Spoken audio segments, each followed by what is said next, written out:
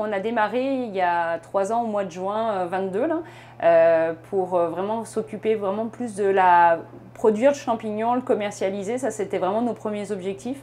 On démarrait avec 50 kg par semaine, là, puis graduellement on a évolué pour pouvoir répondre aux demandes qu'on avait en face. L'année dernière, on s'est un peu plus occupé de justement pouvoir fabriquer nos substrats sur lesquels nos champignons poussent. Donc en fait, dans la première étape, on fabrique les sacs. À l'intérieur, c'est des granules de bois de chauffage. Puis dans la deuxième partie, on mélange ça avec des écales de soya. Là. Ça va ressembler finalement à ce qu'on voit ici, l'écale de soya dans le fond, puis du bois. On fait ça à moitié-moitié. Puis on vient rajouter de l'eau à l'intérieur. Parce qu'on s'entend que le champignon, il a besoin d'humidité là-dessus. Donc là, on ne pourra pas rentrer directement dans la pièce, mais une fois que notre sac il est fait, en fait, on le passe l'autoclave qu'on voit ici. Donc l'autoclave, il nous permet vraiment de venir stériliser la matière à l'intérieur pour qu'il n'y ait pas de micro-organismes qui se développent à l'intérieur du sac. On est dans une ferme urbaine, une ferme pour faire pousser les champignons dans un milieu urbain. C'est quoi la différence de culture en milieu urbain par rapport à un milieu rural? Les modes de culture pour ces variétés-là de champignons vont être vraiment les mêmes. Là. Il faut reconditionner en atmosphère. Nous, l'avantage, c'est la proximité avec nos clients. On est capable de pouvoir les dépanner quasiment 7 jours sur 7. Ça offre une belle possibilité. Donc ça, c'est quelque chose qui est pour nous est vraiment essentiel. Puis de faire voir que c'est quelque chose qui a sa place aussi en ville, là, si on veut pouvoir consommer à l'année en fait, des produits locaux. Donc c'est peut-être en se rapprochant des consommateurs qu'on leur fera l'apprentissage que c'est des choses qui sont envisageables en tout cas pour eux. Là. Donc là, on voit quelques variétés qui commencent à pousser. Là. Il en reste quelques-uns. Donc ça limite, s'il y a besoin tout à l'heure, on pourra vraiment rentrer. Donc tu vois, on a des variétés qui sont un petit peu partout placées. À l'intérieur de nos salles, en fait, on a beaucoup d'humidité. On maintient ça à 90% d'humidité. L'été, on est à peu près à du 20 degrés à l'intérieur, entre du 18-20.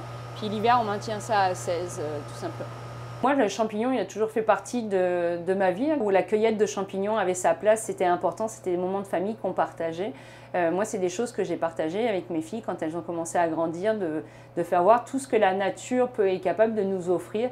On a des ruches à la maison, on a des poules. Pour moi, c'est important de leur faire voir d'où viennent les choses, qu'est-ce qu'on consomme, il y a quoi dans notre assiette en fait. Le champignon, c'est certain qu'au Québec, la période de récolte est quand même plus courte que ce que j'avais l'habitude. Donc rapidement, je me suis un peu plus intéressée à la culture intérieure, d'en faire à la maison, de voir ce qui était possible. Puis en fait, je me suis aperçue que beaucoup de choses étaient sur Montréal. On avait des fermes sur Montréal, mais on n'en avait pas forcément à Québec. Donc les choses ont fait que l'entreprise pour laquelle je travaillais a fermé. Je me suis dit finalement, autant faire quelque chose qui se rapproche plus de mes valeurs, de ce que j'ai envie aussi, puis de montrer à nos enfants qu'on peut relever des défis. L'autre avantage de notre industrie, en fait, c'est qu'il n'y a pas de gaspillage.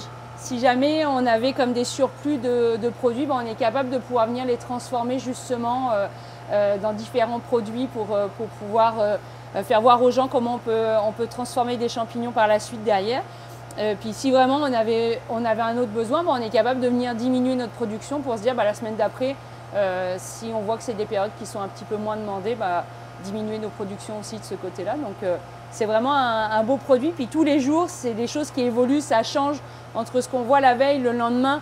Moi, au début, quand j'ai commencé à démarcher un peu les gens, ils disaient « Ah, le champignon, ça vit mal, on n'arrive pas à les... » Oui, parce qu'ils ont déjà passé 5 jours dans des conteneurs pour venir jusqu'au Canada. Malheureusement, leur durée de vie, la plus belle est déjà passée. Là. Alors que là, finalement, d'avoir vraiment des produits frais, ils s'aperçoivent qu'ils en gaspillent moins. Donc en bout de ligne, ça leur coûte aussi moins cher. Hein.